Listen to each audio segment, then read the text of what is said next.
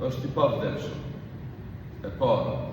E dyta, xheneti është i krijuar, ka fillimin e tij, por nuk ka mbarim asnjëherë. Xhenemi, ferri, është i krijuar, ka fillim, por nuk ka mbarim.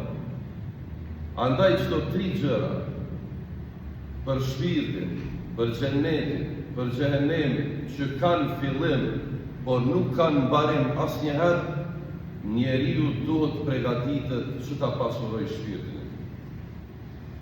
Të dashur vëllezër, çështjet materiale dorëzohen, vjen një moment pra që na lënë të vetëm. Ndërsa pasuria shpirtërore na përcjell në ahiret. Dhe besimtari shpresën e ka gjithmonë që shpirtin e tij i madhi Zot, që është i pa shputur, i pa ndarë, edhe në ahiret, është i pa vdekshëm shpirti. Ne të gjithë dimë se trupi është një materi, dhe çdo element toksik ne e kemi në trupin tonë.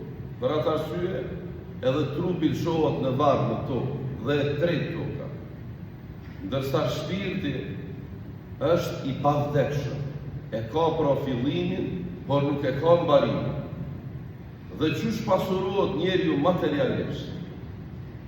Wallahi, mundësia pra është gjithmonë e hapur të pasurohet edhe shpirtërisht. E kur njeriu pasurohet shpirtërisht, që shpirti është i pavdekshëm, Allahu e ka lënë si shpërblim edhe xhenetin parajsën, që është e pafundshme. Do të thonë e ka fillimin, por nuk e ka mbarimin. E përmes shpirtit që ne i të bojmë të mira në shpirtin tonë, Zotin ai ka përgatitur përjetësisht jemi në xhenetit e tina të pafundit. Njashtu e treta pra edhe xhenemi ka fillimin, por nuk e ka mbarimin asnjëherë. Jo pse Zoti i Madhreshëm dëshiron që dikën ta dërgojë në xhenet, dikon në xhenem, po për shkak që i madhi Zot është absolut, është i drejtë dhe nuk bën padrejtësi atyre që e meritojnë xhenetin pa fund komi Allah.